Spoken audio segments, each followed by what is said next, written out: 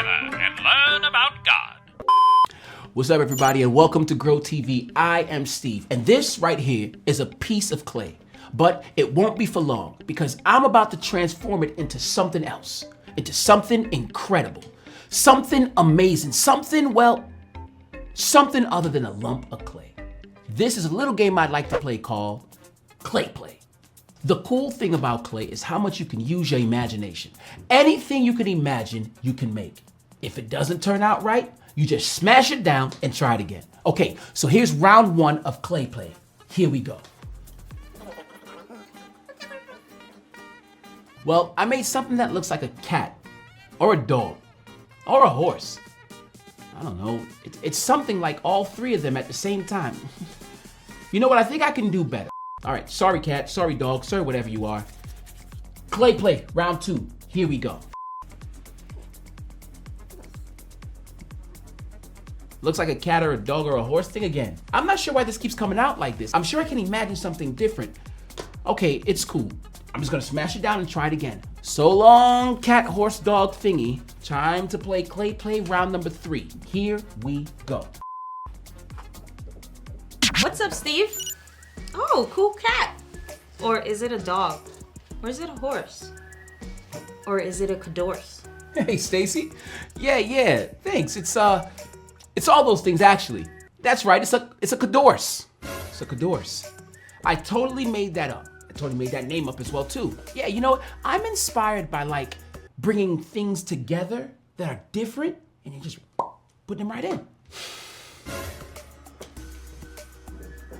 Okay, I couldn't make anything else. Look, I don't know what's wrong. No matter how many times I've tried and I've tried, I just keep on making that creature from before. Okay, well, maybe I can help. Let's make something together. I have some more clay here. So we can put them together and make something great. All right, so here is another round of Clay Play. Here we go. Oh, yo, that is actually cool. Yeah, we did great. It's a jar. It's a jar. Okay. And I'll tell you what it's not. It's not a kadorse. And that's awesome. You know what, Stacey? I'm glad you came to help. No problem. Glad to do it. There is a story from 2 Kings where God used a lot of jars and the prophet Elijah to help someone at just the right moment. Does this story happen to have any cat, horses, or dogs in it? No. But do you still want to hear it? Oh yeah, well, sure. The story comes from 2 Kings chapter 4. And like I said, it involves the prophet Elisha. Elijah. That was the guy who kind of took over for Elijah, right? That's right. Elijah was now with God in heaven. So Elisha took over the job of listening to God and sharing God's message with the people. That sounds like a pretty big job. I mean, if you were a prophet, people probably would be always coming to you with their questions and problems, right? One day, a woman came to Elisha with a pretty big problem. She told Elisha that her husband died, but their family owed people some money. Those people wanted their money back, or they would take her children away. She didn't know what to do. So much for easing into a job. Right off the bat, Elijah got to get hit with this cat, horse, dog situation. What? It's just a figure of speech for big problems. How do I say it? Anyway, Elisha knew God wanted to help this woman, so Elisha asked what she had in her house. He was thinking of a way for her to make some money. And the woman only had a small jar of olive oil. Oh, that's where the jar comes in. It might have looked like our jar. Maybe. We can imagine it did at least. So Elijah said here in 2 Kings 4, 3-4, go around and ask all your neighbors for empty jars.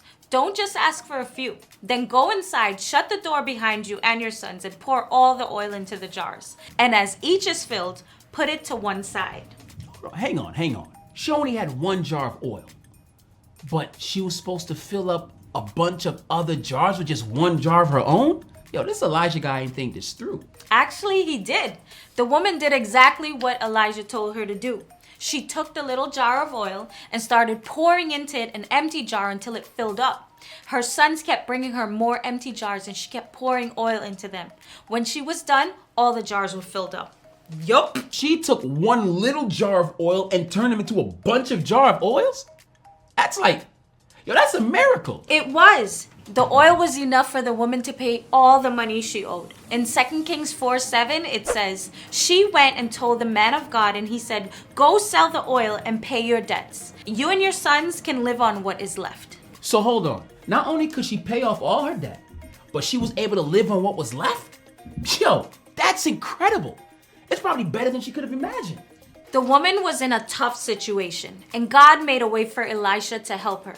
Helping each other is a way to show we care for others. Sometimes we are the ones who need help. Sometimes we are the ones who can help someone else. And when those situations happen, we can remember Elisha and this woman's story and remember that God asks us to help each other. That woman's situation was a lot more serious than my cat-dog situation. But it's still really cool how you came along just at the right time to help. Like Elijah did for that woman in the story. You were willing to let me help you. The woman in the story went and asked Elisha for help. You know, sometimes the hardest thing to do when we're in a hard spot is to ask for help. Or accept that someone's offering it. I was tempted to do another round of clay play on my own, but you know what, Stace? I'm glad I did it. And Elijah had to be open to helping when God put him in a situation to help. It makes me think about opportunities to help that I might have missed sometimes. You know, none of us might be perfect at it. But if we can, always remember that God asks us to help each other. It will keep us open to being helped and helping others when the moment comes. That's the way that God meant it for it to be. Being helped and helping others. Imagine that. Come on, it's been fun doing some clay play with you and learning a story from the Bible. It's always good to learn and grow together. See you next time. Bye.